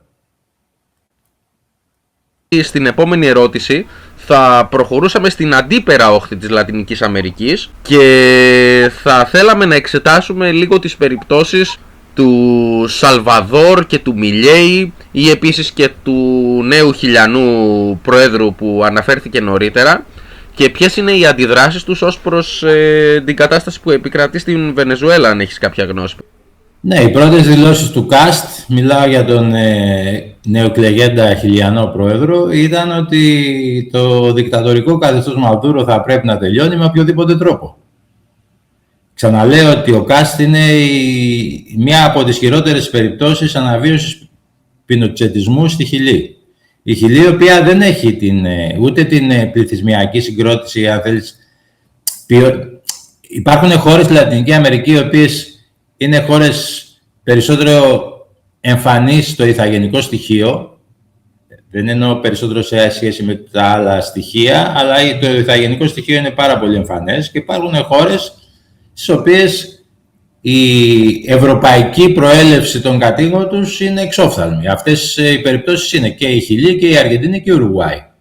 Αυτές, κατά κύριο λόγο, αυτές οι τρεις χώρες. Στη Χιλή έχουν βρεθεί επί χρόνια Γερμανοί, και μετά το Δεύτερο Παγκόσμιο Πόλεμο ναζιστές. Δεν είναι μόνο στη Χιλή βέβαια, αλλά και στη Χιλή είναι μεγάλη η συγκέντρωσή τους. Δεν θεωρώ εγώ αντιπροσωπευτικά παραδείγματα, τουλάχιστον εγώ έτσι όπως έχω στο μυαλό μου ή στη φαντασίωσή μου, αν θέλεις, στο φαντασιακό μου, τη Λατινική Αμερική. Οι χώρες για μένα της Λατινικής Αμερικής είναι αυτές οι χώρες οι οποίες έχουν το λιγότερο μια μέσκλα, ένα μείγμα και των τριών προελεύσεων, δηλαδή και του ευρωπαϊκού και του αφρικανικού στοιχείου και του ηθαγενικού. Στις χώρες οι οποίες τα ηθαγενικά στοιχεία έχουν εξαλειφθεί ή έχουν περιθωριοποιηθεί ή έχουν αποθηθεί στα πιο ακραία σημεία, εδαφικά σημεία της χώρας, στις δικές μου προσλαμβάνωσες δεν συνάδουν τόσο πολύ με αυτό που στο μυαλό μου εγώ λέω στη Λατινοαμερική. Η Βολιβία είναι, το Περού είναι, το Εκουαδόρ είναι, η Κολομβία είναι, η Βενεζουέλα είναι, η Βραζιλία είναι για μένα, μιλώντας για την Ήπειρο της Νότιας Αμερικής, και όπως και οι χώρες της Καραϊβικής, είναι τέτοιες περιπτώσεις. Η Χιλή δεν είναι. Η Χιλή είναι μια χώρα η οποία το μεγαλύτερο κομμάτι του πληθυσμού της είναι ευρωπαϊκής προέλευσης. Η Μαπούτσε είναι το ηθαγενικό στοιχείο, για τους οποίους Μαπούτσε επίσης ο Κάστ είπε ότι θα βρεθεί απέναντί τους με το χειρότερο τρόπο. Οι ηθαγενείς οι οποίοι και επί Μπόριτς, οι ηθαγενείς Μαπούτσε οι οποίοι, επαναλαμβάνω, και επί Μπόριτς δεινοπάθησαν. Η άλλη πλευρά της αφήγησης ό,τι αφορά το Σαλβαδόρ, η περίπτωση του Σαλβαδόρ είναι επίσης μια περίεργη περίπτωση. Ο Μπουκέλε, ο πρόεδρος του Σαλβαδόρ, παλαιστινιακής καταγωγής, και εδώ παίρνω την πάσα που κάνω μόνος μου στον εαυτό μου για να πω ότι δεν έχει σημασία ούτε η καταγωγή σου, ούτε το χρώμα του δέρματός σου, ούτε η φυλή σου, ούτε η θρησκεία σου, ούτε απολύτως τίποτα εξωτερικό χαρακτηριστικό. Αυτό που έχει σημασία είναι η συνείδησή σου. Αυτό έχει σημασία. Έχουμε λοιπόν έναν άνθρωπο ο οποίος είναι παλαιστινιακής καταγωγής, ο οποίος συνεργάζεται με το Ισραήλ, ο οποίος πέρασε από την αριστερά, αναδείχθηκε στο Σαλβαδόρ ως δήμαρχος του Ελ Σαλβαδόρ, από εκεί κέρδισε μεγάλη δημοφιλία και έχει φτάσει σήμερα να έχει φτιάξει με πρόσχημα και αποτελεσματικότητα, οφείλουμε να ομολογήσουμε, αλλά με πρόσχημα την καταπολέμηση της εγκληματικότητας στο Ελ Σαλβαδόρ, έχει ισοπεδώσει εκτός από το μεγαλύτερο μέρος των συμμοριών, έχει ισοπεδώσει κάθε αντιπολιτευτική φωνή, θεωρώντας τη, ονοματίζοντάς τη, βαφτίζοντάς τη αυθαίρετα συμμορία. Έχει δημιουργήσει τις φυλακές υψής ασφαλείας, υψηλότερης υψής ασφαλείας στον κόσμο. Έχει φτάσει στην πρωτοφανή λογική να νοικιάζει φυλακές προς τις Ηνωμένες Πολιτείες, τις φυλακές έτσι ώστε οι Ηνωμένες Πολιτείες να στέλνουν κρατούμενους στο Ελ Σαλβαδόρ για να κρατιούνται σε αυτές τις φυλακές κάτω από συνθήκες μοναδικής σκληρότητας. Δεν υπάρχουν πιο σκληρές φυλακές σήμερα στον κόσμο από αυτές που έχει δημιουργήσει ο Μπουκέλε στο Ελ Σαλβαδόρ. Και αυτή η κατάσταση είναι μια κατάσταση η οποία για τις ΗΠΑ θεωρείται πάρα πολύ καλή, πάρα πολύ cool. Έχει τις εξαιρετικές σχέσεις ο Τραμπ και ο Μπάιντεν προηγούμενα με τον Μπουκέλε. Είναι μια τέτοια περίπτωση. Η άλλη περίπτωση η οποία δαιμονοποιείται, αντίθετα δαιμονοποιείται στην Κεντρική Αμερική, είναι η Νικαράγουα. Ενώ στην περίπτωση της Ονδούρας, για παράδειγμα, που πριν από 2 εβδομάδες υπήρξαν εκλογές στην Ονδούρα με εξόφθαλμη παρέμβαση Τραμπ και πάλι υπέρ του ενός υποψηφίου, έχασε τις εκλογές η αριστερή υποψήφιος στην Ονδούρα, αλλά το πόσο οι εκλογές αυτές έγιναν μέσα σε ένα πλαίσιο, αν θέλετε, ουδετερότητας, είναι αστείο να το συζητάμε. Οι πιέσεις, και όχι μόνο οι ψυχολογικές και οι λεκτικές πιέσεις, αλλά και οι οικονομικές συμβολές των Αμερικανών στις εκλογικές διαδικασίες της Ονδούρα, έτσι ώστε να αναδειχθεί ο εκλεκτός τους ως νικητής αυτών των εκλογών, ήταν εξόφθαλμη για αυτή.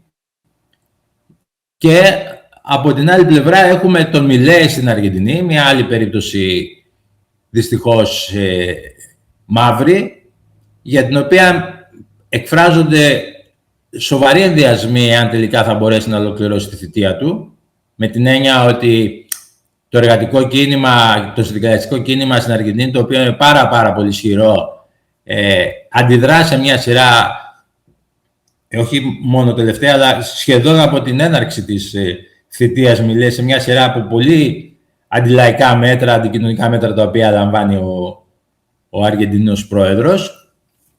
Αλλά δυστυχώς η πραγματικότητα είναι ότι μέσα από αυτές τις εκλογικές διαδικασίες, οι οποίες βέβαια με τον έναν ή τον άλλο τρόπο πιέζουν, διαμορφώνουν και πολλές φορές εκβιάζουν την κοινή γνώμη και την μέρος τουλάχιστον της κοινής γνώμης, και κατά συνέπεια και την ψήφο αυτού του μέρους της κοινής γνώμης στην εκλογική διαδικασία, την κατευθύνουν, αλλά τελικά αυτό το οποίο διαμορφώνεται ως εικόνα μέσα από αυτές τις με ή χωρίς εισαγωγικά, αν θέλετε, δημοκρατικές διαδικασίες, είναι η ανάδειξη προσώπων που κάθε άλλο παρά εξυπηρετούν τα υλικά έμπρακτα συμφέροντα, και όταν λέω συμφέροντα δεν το λέω με την έννοια της, αν θέλετε, την κακή έννοια, με την έννοια της, πώς να το πω τώρα αυτό, με την έννοια της επωφέλειας, με την έννοια της επωφέλειας, δεν το λέω με αυτή την έννοια της επωφέλειας, αλλά με την έννοια της κοινωνικής δικαιοσύνης.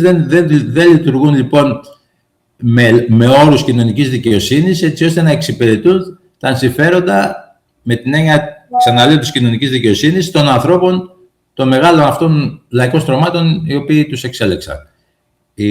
Η περίπτωση της Αργεντινής νομίζω ότι είναι, μέχρι σήμερα είναι ακραία, αλλά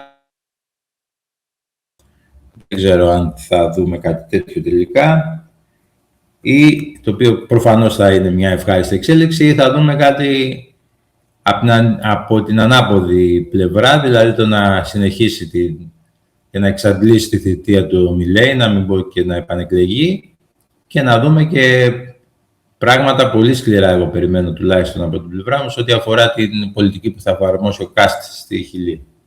Τόσο σε επίπεδο αντιλαϊκών μέτρων, όσο και στο επίπεδο το τι θα κάνει με τους Μαπούτσε, που οι προθέσεις του είναι πολύ, πολύ επιθετικές απέναντί τους. Μαπούτσε είναι στα γενικό κομμάτι το οποίο υπάρχει στη Χιλή.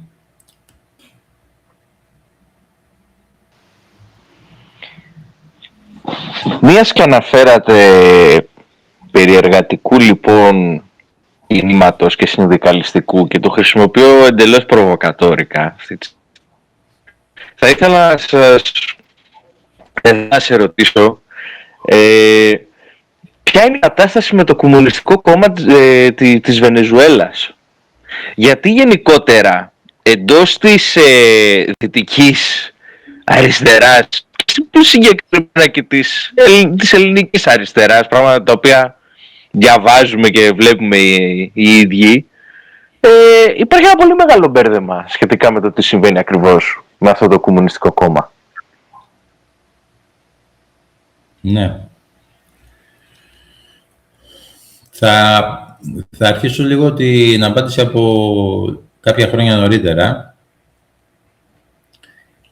Από την αρχή της διακυβέρνησης Τσάβες, το Κομμουνιστικό Κόμμα συμμετείχε σε αυτό το πλατή μέτωπο το οποίο έφτιαξε ο Τσαβισμός, γιατί πέρα από το κόμμα το οποίο ίδρυσε ο Τσάβες, το Partido Socialista Unido de Venezuela, το Ενωμένο Σοσιαλιστικό Κόμμα της Βενεζουέλας, στο κυβερνητικό συνασπισμό υπάρχουν αρκετά περισσότερα κόμματα,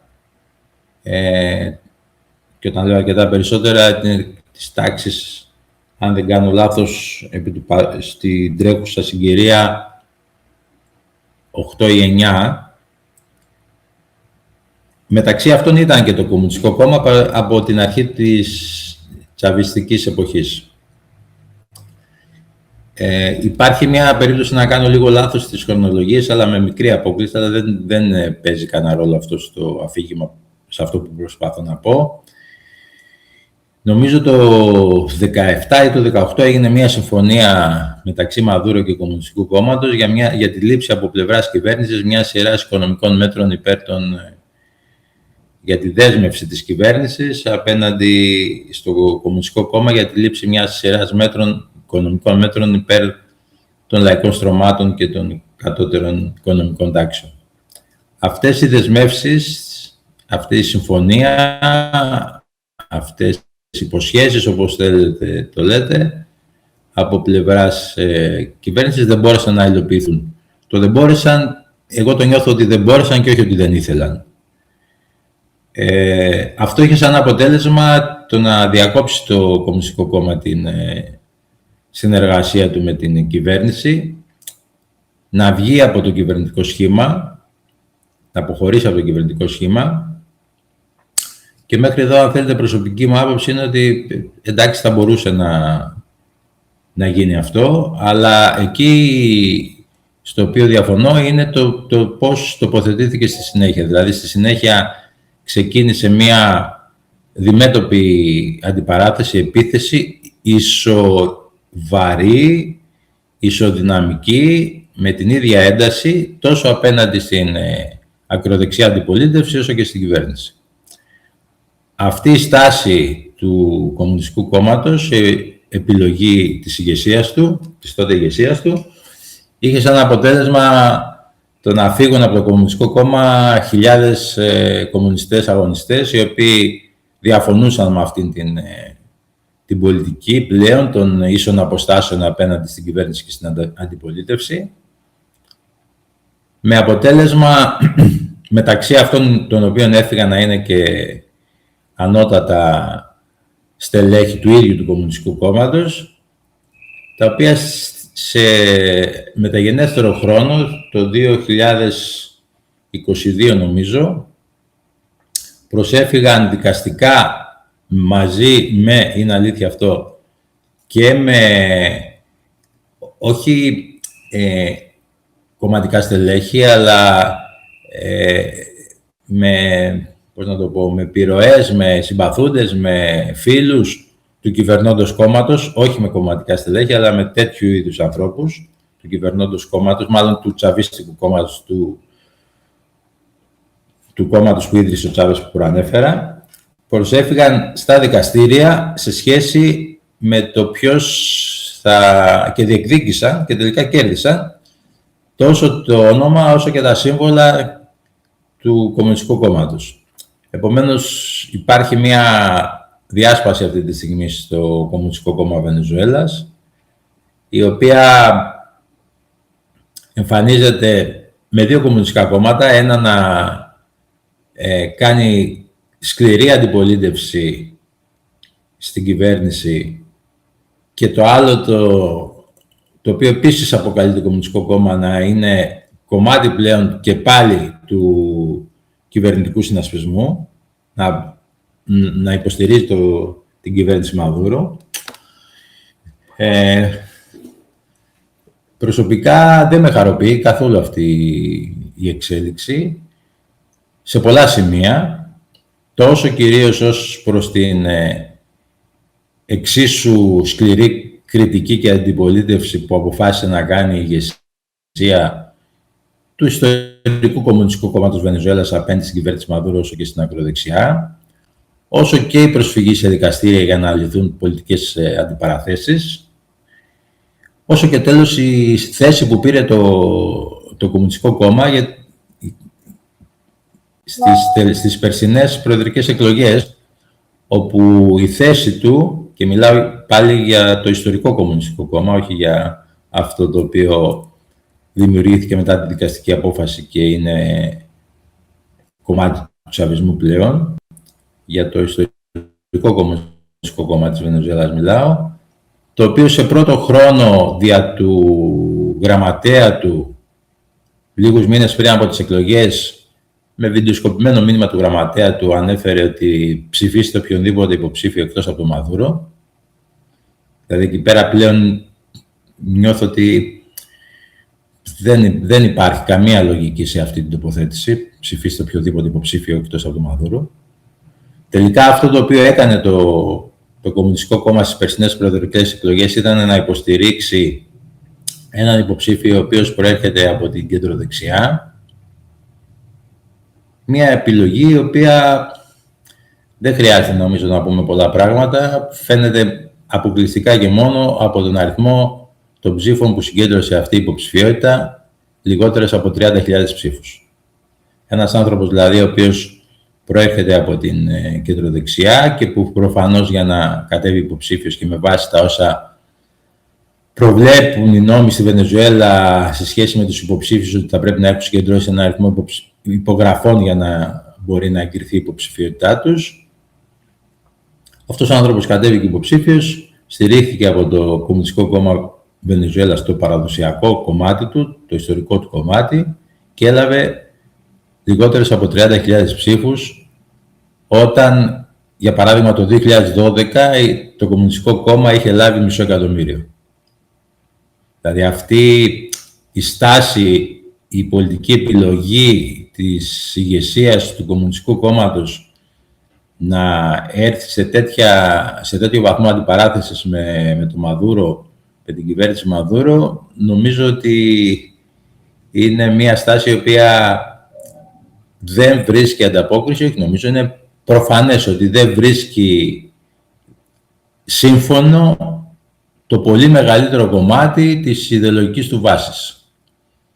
Οι κομμουνιστές στη Βενεζουέλα, τουλάχιστον το πολύ μεγάλο κομμάτι των κομμουνιστών στη Βενεζουέλα, το ελάχιστο που μπορώ να πω με σιγουριά και βγαίνει από τα δεδομένα, είναι ότι δεν συμφώνησαν με αυτή τη στάση και δεν ψήφισαν τον υποψήφιο που υπέδειξε το παραδοσιακό Κομμουνιστικό Κόμμα Βενεζουέλας. Τώρα, το αν συμφωνούσαν και ψήφισαν Μαδούρο είναι άλλη ιστορία, αλλά οπωσδήποτε είναι τραγική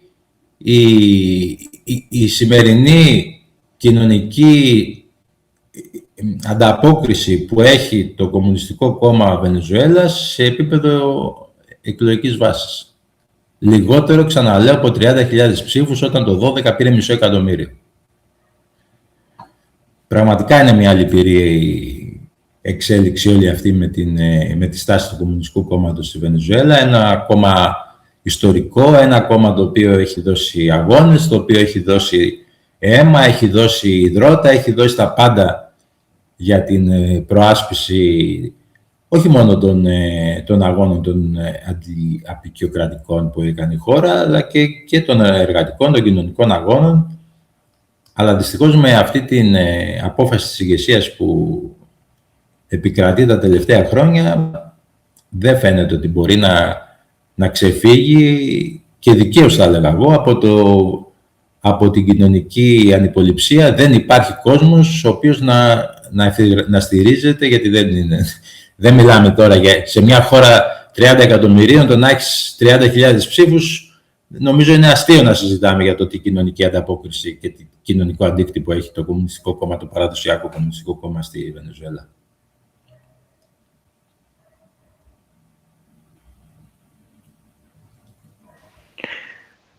Μάλιστα, άρα και από αυτό και μόνο καταλαβαίνουμε ήδη πάρα πολλά για την κατάσταση περί ίσως ιδεολογικών αδιεξόδων, απογοήτευση προφανώς της βάσης, ίσως ακόμα και οπορτσουνισμό από πλευράς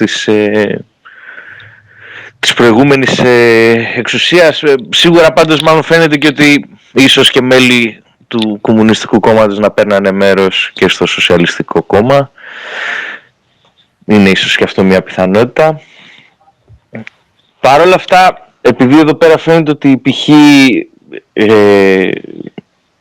η αντιπολίτευση, ας πούμε, που διαμορφώθηκε από αυτό το κομμάτι του Κομμουνιστικού Κόμματος δεν έχει μια σοβαρή ουσιαστικά υλική στήριξη, δεν έχει μια σοβαρή βάση. Κατά τα άλλα, όσον αφορά τη γενικότερη αντιπολίτευση, ποια πιστεύετε ότι είναι ποια είναι η βάση ουσιαστικά της αντιπολίτευσης, αυτή την οποία γνωρίζουμε κατά κύριο λόγο, όπως και σε ποιες ηλικές συνθήκες πατάει η αντιπολίτευση γενικότερα, έτσι ώστε να προσπαθήσει να κερδίσει την εξουσία? Και με το αντιπολίτευση προφανώς μπαίνει μέσα και αυτό που θα μπορούσε να θεωρηθεί και το αμερικάνο κινούμενο κίνημα, αλλά προφανώς και άλλα κόμματα εντός της Βενεζουέλας.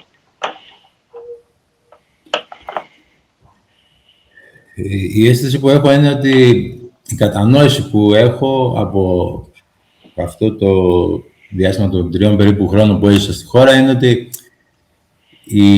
η αντιπολίτευση η οποία υπάρχει στη Βενεζουέλα επί της ουσίας είναι μόνο από τα δεξιά, η αντιπολίτευση στην κυβέρνηση Μαδούρο. Δεν λέω ότι δεν υπάρχουν και πολιτικά σχήματα και πολιτικές οργανώσεις, κόμματα στα αριστερότερα. Υπάρχουν. Κάνουν κριτική. Τουλάχιστον από όσα γνωρίζω, η στάση αυτού που περιέγραψα του παραδοσιακού Κομμουνιστικού Κόμματος Βενεζουέλας, αυτή τη στάση δεν την ακολουθούν και άλλα μικρότερα ή άλλου τύπου κόμματα της αριστεράς. Για παράδειγμα, διάβαζα πριν από τις εκλογές και το ξέρω με βεβαιότητα απόλυτη να το πω αυτό, ότι τροτσκιστικό κόμμα στη Βενεζουέλα, το οποίο κάνει κριτική στο Μαδούρο, δεν συμμετέχει στην κυβέρνηση Μαδούρο και η κριτική η οποία κάνει είναι συχνά πυκνά πολύ σκληρή. Στις εκλογικές διαδικασίες αυτό το οποίο έλεγε έμεσα αλλά ξεκάθαρα στην ανακοίνωσή της η τροτσκιστική αυτή οργάνωση είναι ότι δεν υπάρχει περιθώριο σήμερα για κάτι άλλο. Η ψήφος στη Μαρία Κορίνα Ματσάδο είναι μια ψήφος απαράδεκτη, δεν μπορεί να ψηφίσουμε εκεί. Μεταξύ των δύο σε καμία περίπτωση δεν συζητάμε κάτι διαφορετικό. Προφανώς Μαδούρο θα πρέπει να ψηφίσουμε. Μπορεί να έχουμε τις ενστάσεις μας, μπορεί να έχουμε τις κριτικές μας, μπορεί να έχουμε μια σειρά από πράγματα τα οποία να μας διαφοροποιούν με την κυβέρνηση Μαδούρο, αλλά στην εκλογική διαδικασία δεν μπορούμε να κάνουμε κάτι άλλο. Θέλω να πω ότι αυτή τη στιγμή η κυβέρνηση και αυτό το πλατή εκλογικό μέτωπο το οποίο έχει σχηματίσει, το οποίο θα έλεγα σχηματικά και με όρους για να γίνουν πιο κατανοητοί και στην Ελλάδα, πιάνει από το παραδοσιακό κέντρο, θα λέγαμε, μέχρι και καλύπτει όλη τη σοσιαλδημοκρατία και φτάνει και ενθυλακώνει και κομμάτια της αριστεράς, όχι όλα, αλλά μεγάλα κομμάτια της αριστεράς.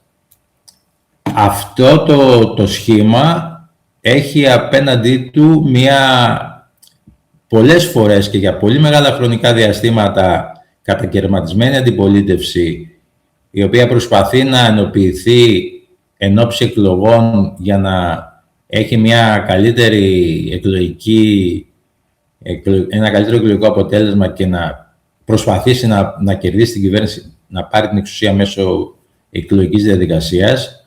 Σε αυτό το κομμάτι της αντιπολίτευσης έχει αναδειχθεί ως κυρίαρχη μορφή η Μαρία Κορίνα Ματσάδο, η οποία έχει ακροδεξιές και τα αναφέραμε και πριν, δεν χρειάζεται να επανέλθω, τελείως εξτρεμιστικές απόψεις από το να ζητά ευθέως τη στρατιωτική παρέμβαση των ΗΠΑ ενάντια στη χώρα της. Αυτό το κομμάτι της αντιπολίτευσης δεν είναι συνέχεια συμπαγές. Δεν υπάρχει και άλλο κομμάτι, δηλαδή. Αυτό είναι. Η γνώμη μου είναι ότι όσο η Ματσάδο επιχειρεί να παραμένει ως τυπικά η άντιπα επικεφαλής, γιατί μπορεί να μην ήταν η ίδια υποψήφια, γιατί και πολύ καλά έγινε, της στερήθηκε με δικαστική απόφαση το δικαίωμα να είναι υποψήφια, αλλά πείτε μου εσείς σε ποια χώρα η οποία σέβεται τον εαυτό της, μια πολιτικός η οποία επανειλημμένα δηλώνει και προσκαλεί στρατιωτική επέμβαση τρίτης χώρας ενάντια στη χώρα της, σε ποια χώρα η οποία σέβεται τον εαυτό της δεν θα είχαν στερήσει τα πολιτικά δικαιώματα από αυτόν τον άνθρωπο, από αυτή την πολιτικό, και όχι μόνο θα είχαν στερήσει τα πολιτικά δικαιώματα, γιατί στην περίπτωση της Ματσάδο θα έπρεπε να είναι και φυλακή, όπως είχε πει και ο Μανού Πινέδα, ευρωβουλευτής Ισπανός, μέσα από το ίδιο το Ευρωκοινοβούλιο, από το βήμα της Βουλής στο Ευρωκοινοβούλιο. Θα έπρεπε να είναι στη φυλακή, είχε πει ο Μανού Πινέδα, πριν από 3 χρόνια, αν η Ματσάδο ήταν στην Ευρώπη. Η Ματσάδο όχι μόνο δεν είναι στη φυλακή, όχι μόνο δεν της έχουν στερηθεί τα πολιτικά δικαιώματα, δηλαδή και συγκεντρώσεις πολιτικές έκανε, οργάνωσε και μίλαγε και δικαίωμα ψήφου είχε και πήγε και ψήφισε. Το μόνο που της είχε στερηθεί ήταν το δικαίωμα να είναι υποψήφια πρόεδρος. Και στη θέση αυτινής είχε βάλει αυτή, είχε επιλέξει αυτή, αυτόν τον αχυράνθρωπο, τον Γκονζάλες Ουρούτια. Λοιπόν, αυτή όμως η κεντρική μορφή της αντιπολίτευσης αυτή τη στιγμή, η Μαρία Κορίνα Ματσάδο, κατά τη γνώμη μου, δεν μπορεί να προσελκύσει και εκείνους τους Βενεζουελάνους, οι οποίοι είναι μεν δυσαρεστημένοι με την κυβέρνηση Μαδούρο, αλλά δεν μπορούν να ανεχθούν και ως ηγέτιδα της χώρας τους μια πολιτικό η οποία καλεί τους Αμερικάνους για επέμβαση. Αυτό είναι κάτι το οποίο πιθανά και η ίδια η αντιπολίτευση να το λάβει υπόψη της και να μην συνεχίσει να κρατάει ως επικεφαλής τη Ματσάδο, αν και τα μικροσυμφέροντα και οι μικροπολιτικές αντιπαραθέσεις και εντός της αντιπολίτευσης είναι πολύ σημαντικές. Και το πώς θέλουν να μοιράσουν την πολύ μεγάλη πίτα του κρατικού πλούτου, του ορυκτού, του υπόγειου, του πλούτου της χώρας, αποτελεί ένα συνεχές διακύβευμα και μια συνεχή πηγή αντιπαραθέσεων.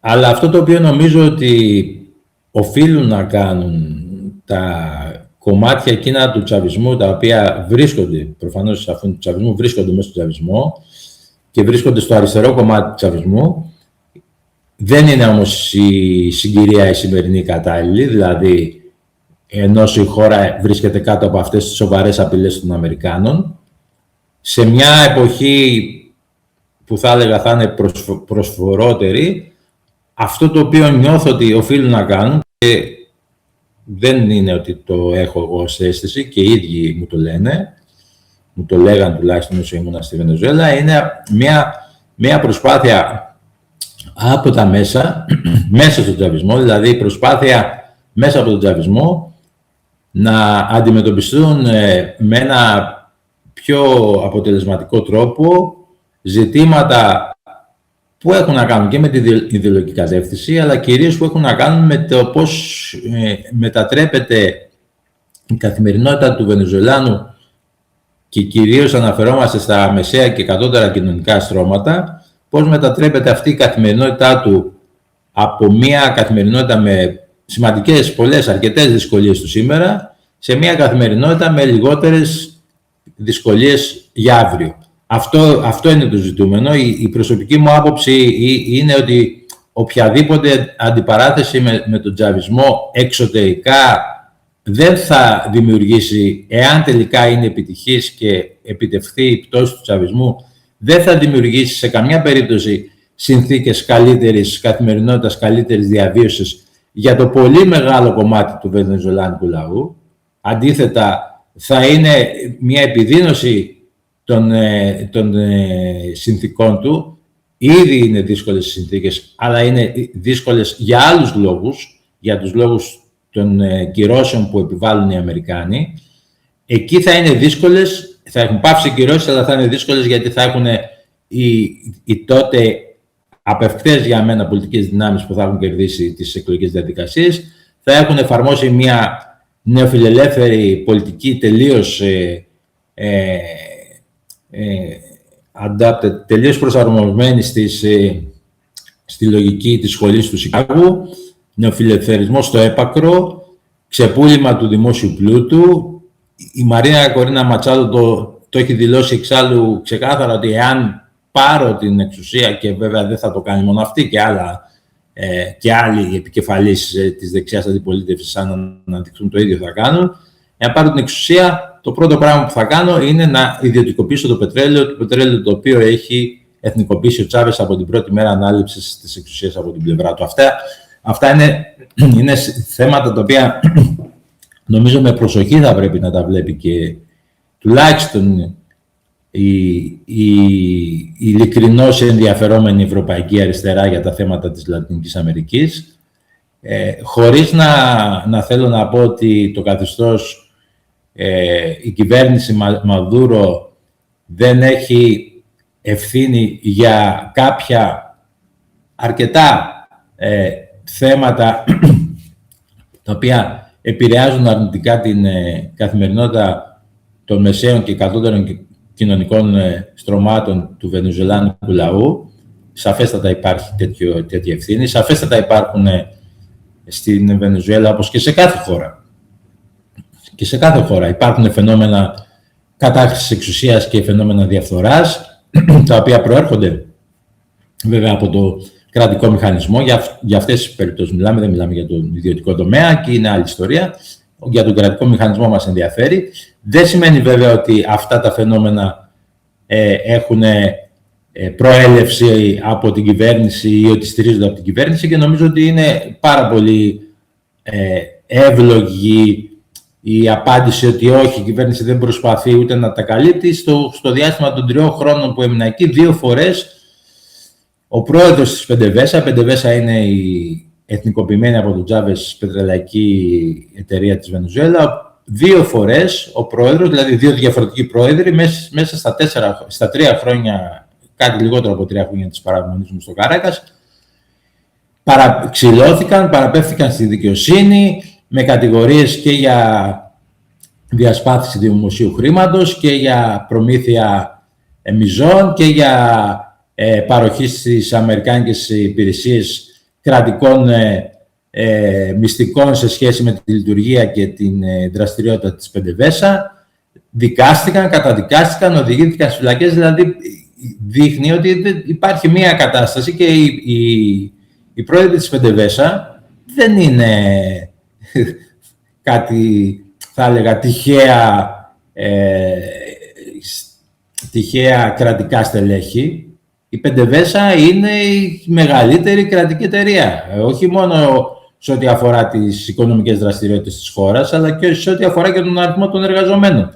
Η PDVSA είναι η κορονίδα, αν θέλετε, όλης της προσπάθειας της Βενεζουέλας να κρατηθεί στα πόδια της. Το πετρέλαιο είναι το κύριο παραγώγημο στοιχείο στη Βενεζουέλα. Αυτό προσπαθεί η χώρα να αξιοποιήσει όσο μπορεί περισσότερο. Το ότι έχουν λοιπόν 2 φορές σε 3 χρόνια, ξαναλέω, δεν αναφέρομαι σε προηγούμενα χρόνια, αναφέρομαι μόνο στα 3 χρόνια που έζησα στη Βενεζουέλα. 2 φορές έχουν ξυλωθεί οι διευθυντές της PDVSA και έχουν οδηγηθεί στις φυλακές. Νομίζω ότι αυτό από μόνο του δείχνει ότι η κυβέρνηση δεν προσπαθεί ούτε να καλύψει, ούτε να υπερασπιστεί τα φαινόμενα διαφθοράς. Ναι, υπάρχει και στη Βενεζουέλα, όπως και σε όλες τις χώρες. Σε ποια χώρα δεν υπάρχει διαφθορά? Δηλαδή, το να κάνουμε κριτική στη Βενεζουέλα παίρνοντας υπόψη μας 2 περιστατικά, που μπορεί να υπάρχουν κι άλλα. Δεν λέω ότι μόνο αυτά που αναφέρω υπάρχουν. Αλλά πείτε μου ποια είναι η χώρα η οποία είναι πολιτικά αδιάφθορη. Και κατηγορούμε τη Βενεζουέλα ως χώρα διαφθοράς, ως χώρα το ένα, ως χώρα το άλλο. Υπάρχει, ξαναλέω, μια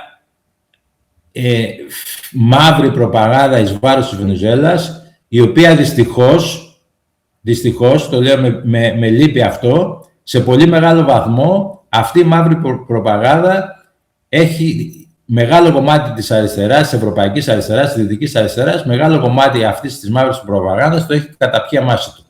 Το έχει δυστυχώς καταπιεί αμάση του. Και έχει μια εικόνα λάθος για μια χώρα η οποία αξίζει να στηρίζεται μόνο και μόνο. Υπάρχουν πάρα πολλοί λόγοι οι οποίοι αξίζει να στηρίζεται η Βενεζουέλα. Αλλά λέω ότι μόνο και μόνο στην παρούσα συγκυρία, από το ότι αντιστέκεται σε αυτή την επιθετική, μιλιταριστική, υπερελιστική, απεικιοκρατική αντίληψη των Αμερικανών και πρακτική που εφαρμόζουν πλέον επί του πρακτέου, μόνο και μόνο γι' αυτό θα έπρεπε αναφανδόν όλοι οι οποίοι θεωρούν τον εαυτό τους αριστερό, χωρίς μα και μου και αστερίσκους και υποσημειώσεις, να στέκονται αλληλέγγυοι στη Βενεζουέλα. Αυτό νομίζω ότι θα ήταν το ηθικό καθήκον οποιοδήποτε ανθρώπου σήμερα στον κόσμο θεωρεί τον εαυτό του αριστερό. Τουλάχιστον αυτό.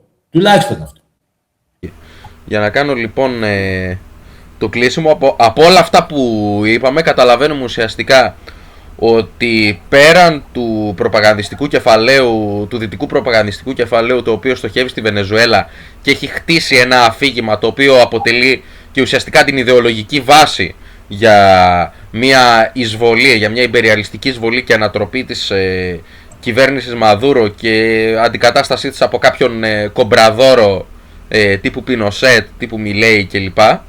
Καταλαβαίνουμε ότι και υλικά η Βενεζουέλα βρίσκεται σε έναν ασφικτικό κλειό.